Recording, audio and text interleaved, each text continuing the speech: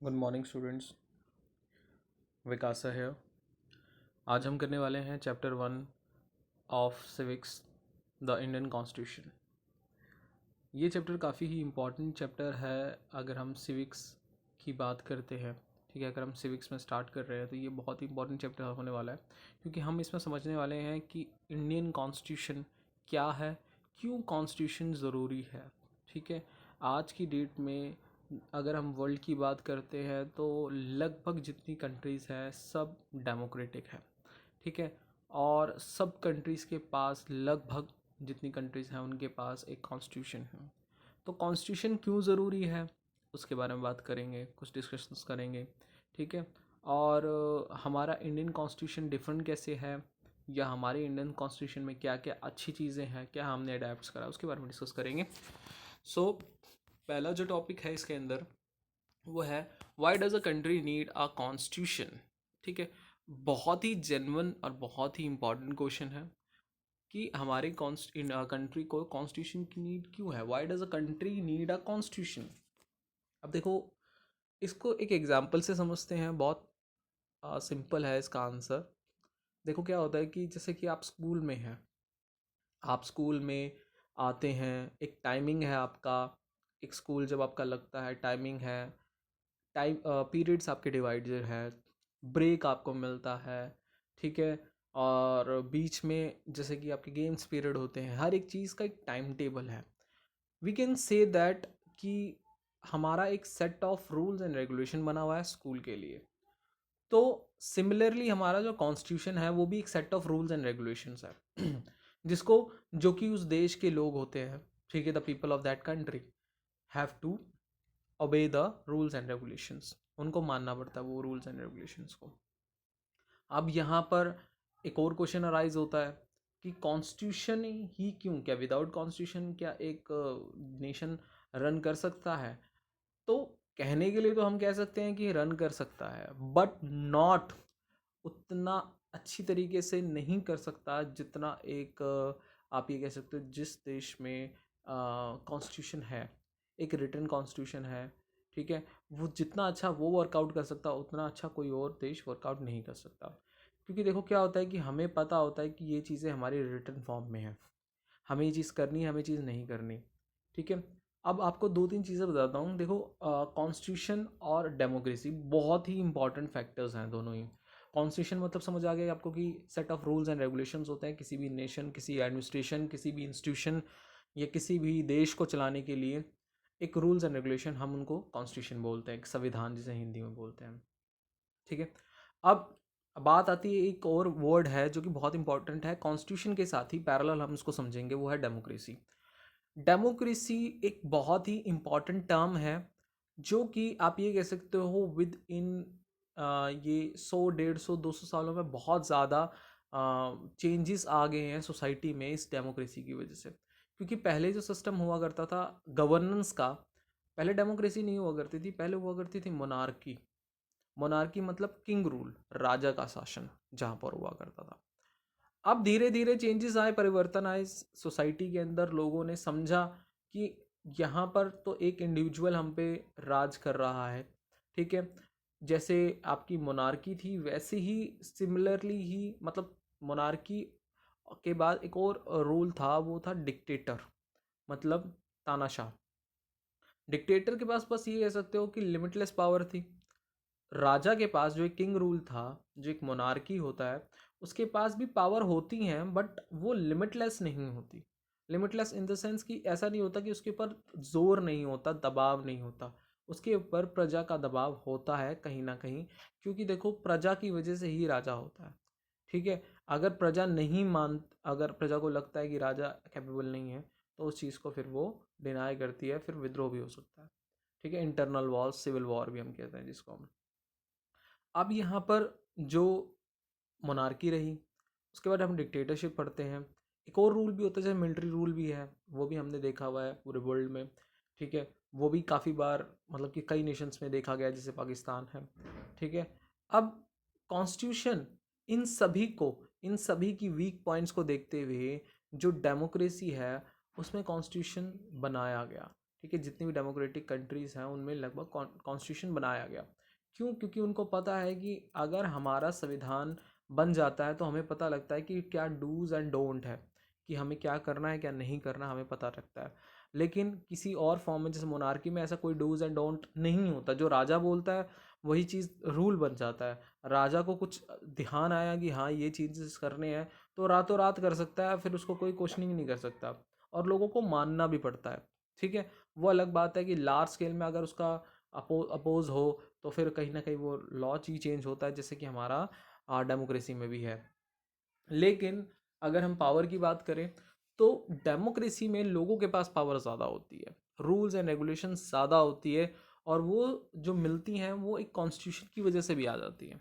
ठीक है, तो इसीलिए कॉन्स्टिट्यूशन बड़ा इम्पॉर्टेंट है। ठीक है, सिर्फ इसलिए नहीं कि लोगों के पास पावर आती है, इसलिए भी कि लोगों के पास पावर भी एक लिमिट में आती है, गवर्नमेंट के पास पावर भी एक लिमिट में आती है। ऐसा नहीं है कि बिल्कुल अंधाधुंध चल रहा है, कोई किसी को कोई जवाबदेही नहीं है, नहीं, पावर है। अब नरेंद्र मोदी, हम कह सकते हैं कि जितने भी मेजर डिसीजन है श्री नरेंद्र मोदी वो लेते हैं। ठीक है, लेकिन इसका मतलब ये नहीं कि वो कोई भी डिसीजन बिना किसी से पूछे समझे ले लेंगे और लोग उसको एक्सेप्ट कर लेंगे। जैसे कि अभी किसान जो आंदोलन चल रहे हैं, किसान बिल था, ठीक है, उसके ऊपर जो स्टे लग गया, तो ये सारे जो मुद्दे थे, क्योंकि सरकार ने एक डिसीजन लिया, लोगों को नहीं उस गवारा हुआ, नहीं वो उसके साथ हैप्पी है, तो उसके लिए वो अपोज कर रहे हैं, सीधी सी बात।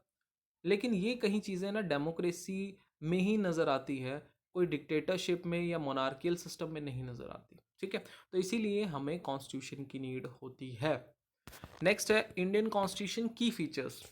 कि अब देखो, इंडियन कॉन्स्टिट्यूशंस के क्या क्या की फीचर्स का मतलब क्या क्या इंपॉर्टेंट पॉइंट्स रहे हैं, क्या क्या ऐसी चीज़ें रही हैं कि जो कि इंडियन कॉन्स्टिट्यूशंस को देखते हुए, ठीक है, वो हमारे यहाँ थोड़े हाईलाइटेड है। जैसे साहब डॉक्टर अंबेडकर जी है, फादर ऑफ कॉन्स्टिट्यूशंस उन्हें बोला जाता है। ठीक है, बहुत इंपॉर्टेंट है क्योंकि इन्होंने लोगों के लिए, जो आम लोग थे, ठीक है, आम लोग इन द सेंस जो बेचारे पिछड़े वर्ग से थे, दलित थे, या कोई भी ऐसे लोग थे जिनको अपलिफ्ट नहीं हो पा रहे थे, या सोसाइटी में बहुत ज़्यादा डिस्क्रिमिनेशन था, उनके लिए बहुत उन्होंने लड़ाई लड़ी।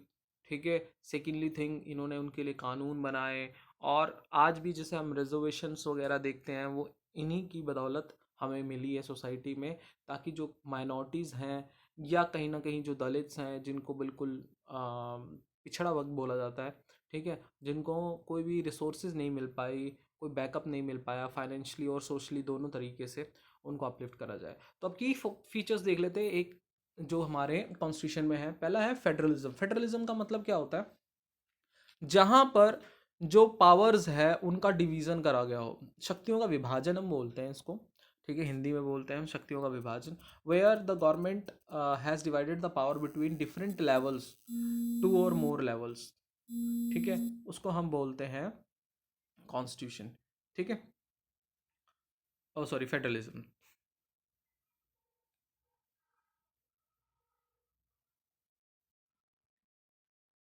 तो उसको हम फेडरलिज्म बोलते हैं। अब यहाँ पर डिफरेंट लेवल कैसे हो सकते हैं? जैसे कि हमारा सेंटर है, फिर स्टेट गवर्नमेंट आती है, फिर हमारी लोकल गवर्नमेंट्स आती हैं। तो ये क्यों हो पा रहा है? और ये इस वजह से हो पा रहा है क्योंकि यहाँ पर फेडरल स्ट्रक्चर है।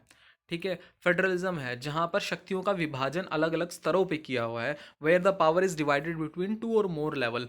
जैसे आप सीनियर क्लासेस में आएंगे, 9th 10th में आएंगे, तो आपको पता चलेगा कि फेडरलिज्म एक बिल्कुल, मतलब आपको एक अलग से चैप्टर मिलेगा इसमें फेडरलिज्म के ऊपर, और उसकी पावर्स को अच्छी तरह बताई जाएगी कि स्टेट की पावर्स क्या होती हैं, सेंटर की पावर क्या होती, लोकल गवर्नमेंट की पावर्स क्या होती हैं।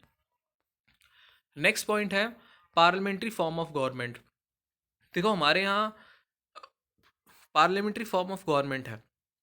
पार्लियामेंट्री फॉर्म ऑफ गवर्नमेंट का मतलब क्या होता है कि यहाँ पर पार्लियामेंट है, आपको पता है, जैसे लोकसभा, राज्यसभा, दो हाउसेज हैं। ठीक है, ये जो है हमारी पार्लियामेंट्री फॉर्म ऑफ गवर्नमेंट में होती है कि जो भी इलेक्टेड मेंबर्स होते हैं वो पार्लियामेंट में बैठते हैं, जिन्हें हम वोट करते हैं, चूज़ करते हैं, इलेक्ट करते हैं, और जो ज़्यादा मतों से, ज़्यादा वोट से जीतता है, फिर वो जाके पार्लियामेंट में बैठता है, और वहाँ पर वो डिसीजन मेकिंग करता है, लॉज बनाता है, रूल्स बनाता है। ठीक है, मतलब हम जिसे इलेक्ट कर रहे हैं वो जाता है, पार्लियामेंट में बैठता है और रूल्स एंड रेगुलेशंस बनाता है।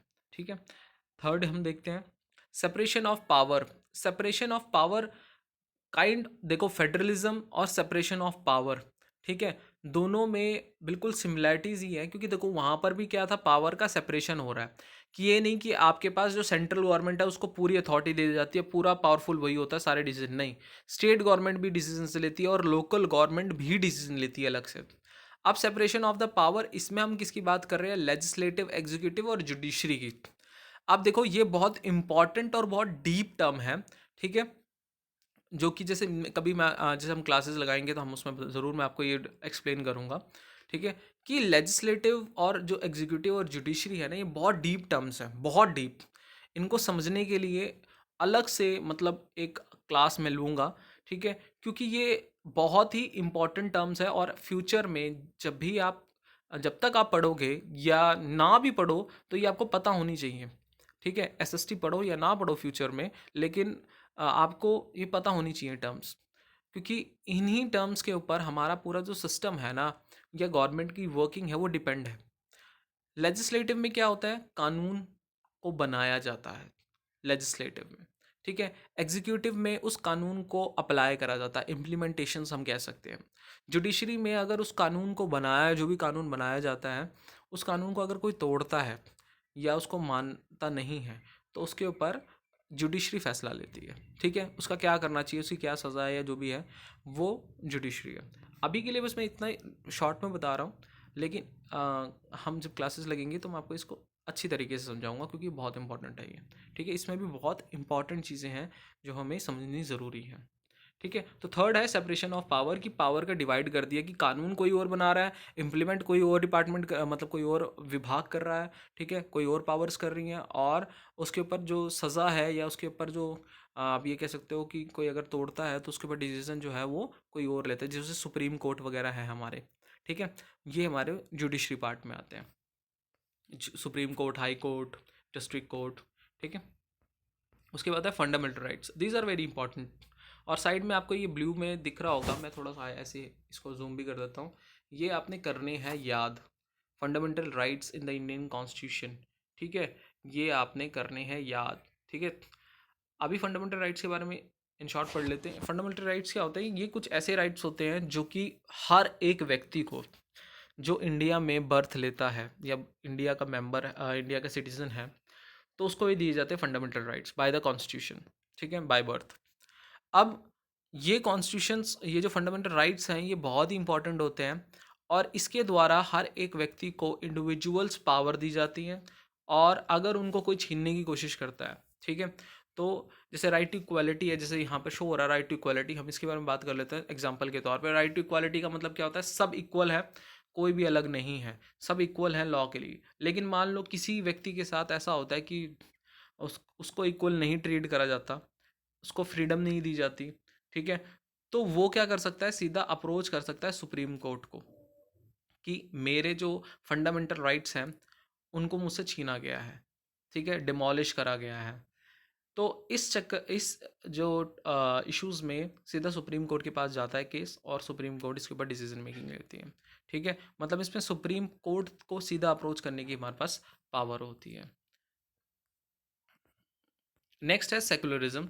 सेकुलरिज्म का मतलब क्या होता है, धर्मनिरपेक्ष, हिंदी में बोलते हैं इसको हम धर्मनिरपेक्ष, जहाँ पर किसी भी, जो भी देश है उसका कोई एक धर्म नहीं होता, या वो किसी भी एक धर्म को नहीं मानती, वो सभी धर्म को एक समान मानती है, इक्वल मानती है। जैसे कि इंडिया, इंडिया एक सेकुलर नेशन है, सेकुलर स्टेट है, कि जहाँ पर कोई भी धर्म को नहीं माना जाता। ऐसा नहीं है कि हमारे यहाँ 80% हिंदू हैं तो हम हिंदू को, हम ये कहते थे कि इंडिया जो हिंदुओं के लिए, नहीं, हम ऐसा नहीं कह सकते। इंडिया सेकुलर है, वो किसी भी धर्म के लिए है, कोई भी धर्म आके यहाँ रह सकता है, अपने धर्म को प्रैक्टिस कर सकता है। तो सेकुलर का मतलब जहाँ पर कोई भी धर्म मतलब स्टेट का या कंट्री का कोई भी धर्म ना हो, या सभी धर्मों को इक्वल माना जाता हो, ठीक है, दोनों ही बिल्कुल सही रहेंगे इन दोनों के लिए।